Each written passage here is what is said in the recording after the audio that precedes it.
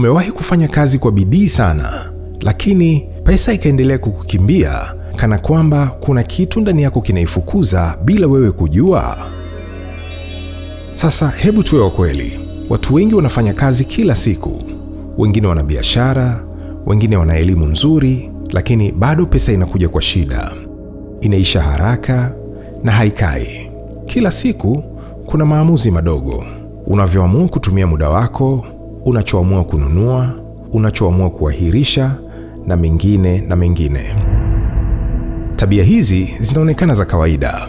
Kununua ili ujifariji, kukopa bila mpango, kufanya kazi bila kuuliza thamani ninayotengeneza iko wapi. Na kimya kuna mawazo watu hujiambia, pesa ni ngumu sana kupata.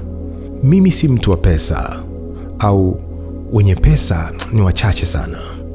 Sasa mawazo kama haya mara nyingi hayapigi kelele au yanakuja na matangazo, lakini yanafanya kazi kila siku kwenye kichwa cha mtu, na matokeo yake moja kwa moja yanaonekana kwenye akaunti yako.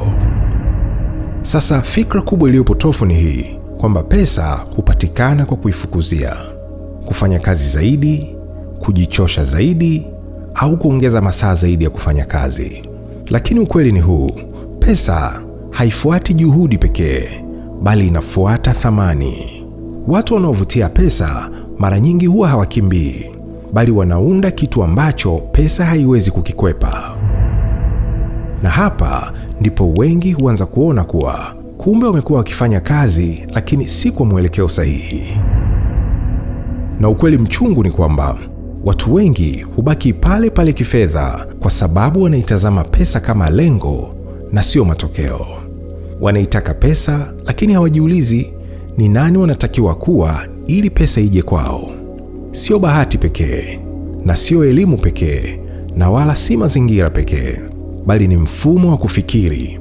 Ule mfumo ambao unakwambia kazi yangu mimi ni kupata pesa, badala ya kazi yangu ni kutatua matatizo yenye thamani ili watu wakuletee pesa kwa kukulipa baada ya kuongezea thamani.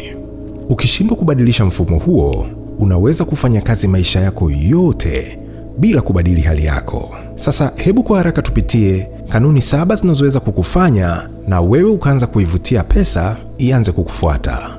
Kanuni ya kwanza: fedha huvutwa na thamani, sio juhudi.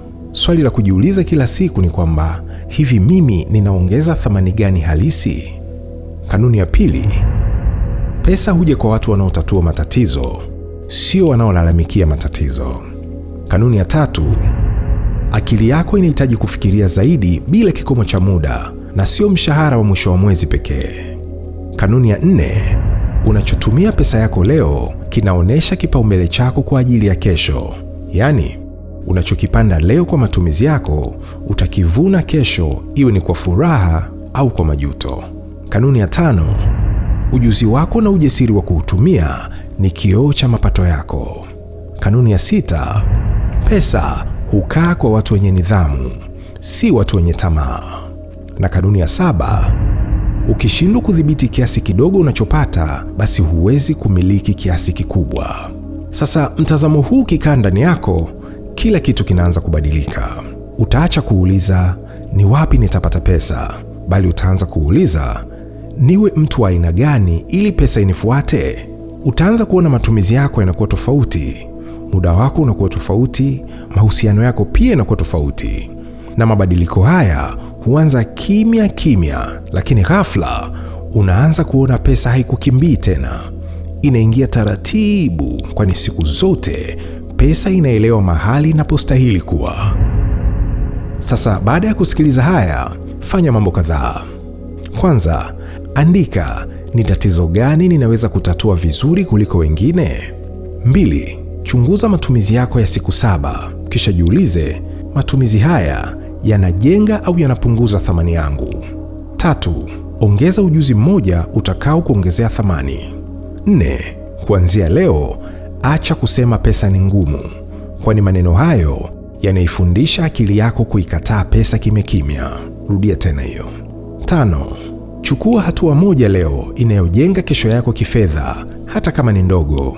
Na kwa kumalizia ni kwamba pesa haifuatwi, bali inavutwa. na inavutwa na aina ya mtu unayechagua kuwa.